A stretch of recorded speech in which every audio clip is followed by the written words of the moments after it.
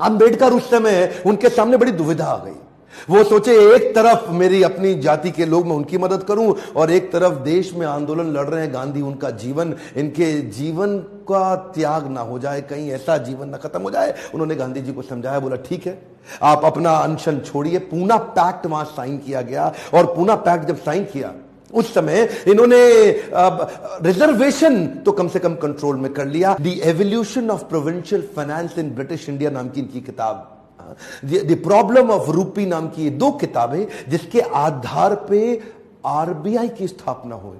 मैं दोबारा बोल दूं क्या, इन्होंने जो किताबें लिखी उसके आधार पे आरबीआई की स्थापना करी गई। कैन यू इमेजिन, भारत के सबसे निचले पायदान से आया एक यंग लड़का जिसकी कोई मदद करने वाला नहीं, आज उसकी बुद्धि पे आधारित हमारे कॉन्स्टिट्यूशन की स्थापना भी की जाएगी। इनकी ज्ञान, बुद्धि और कौशल का लोहा इंडियन लीडर्स और ब्रिटिश लीडर्स दोनों मानते थे। 1947 में भारत आजाद हुआ और गांधी जी के पास नेहरू अपनी पूरी कैबिनेट की लिस्ट लेकर के आए।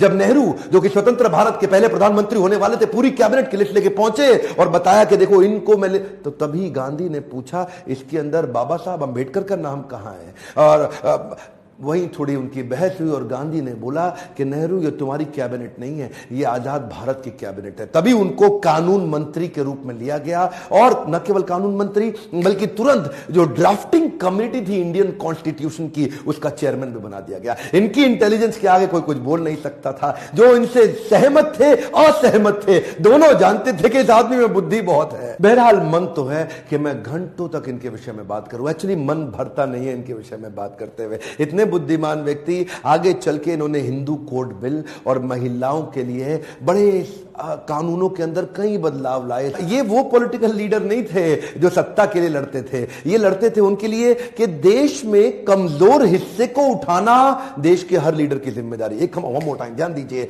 चाहे वो महिलाएं हो, चाहे वो जाति धर्म के आधार पे हो, कमजोर हिस्से को आगे बढ़ाना, सपोर्ट करना, तभी देश आगे चलेगा। खुशहाली आएगी तो फायदा सबका होगा। कम ऑन, ध्यान दीजिए, पूरे देश में खुशहाली आएगी तभी फायदा सबका होगा। इनकी भाषा में, इनके भाषण में, इनकी चर्चा में, इनके आचरण में, इनकी किताबों में और ड्राफ्टिंग कमेटी में चेयरमैन होते वक्त कॉन्स्टिट्यूशन को लिखने में सहनशीलता लगातार दिखती रही। अहिंसा परमो धर्म, बौद्ध धर्म को अपनाने लगे।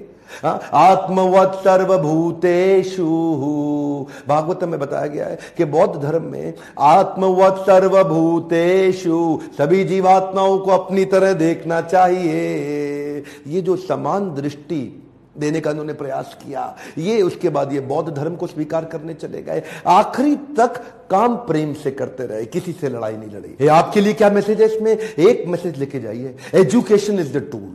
पूरी जिंदगी में सबसे निचले कमजोर तबके को उन्होंने उस एजुकेशन के बल पे तो खड़ा किया। ये लगातार जो पढ़ते रहे लोग, इनके सामने चुप, इनकी एजुकेशन के चलते तो हो जाते थे।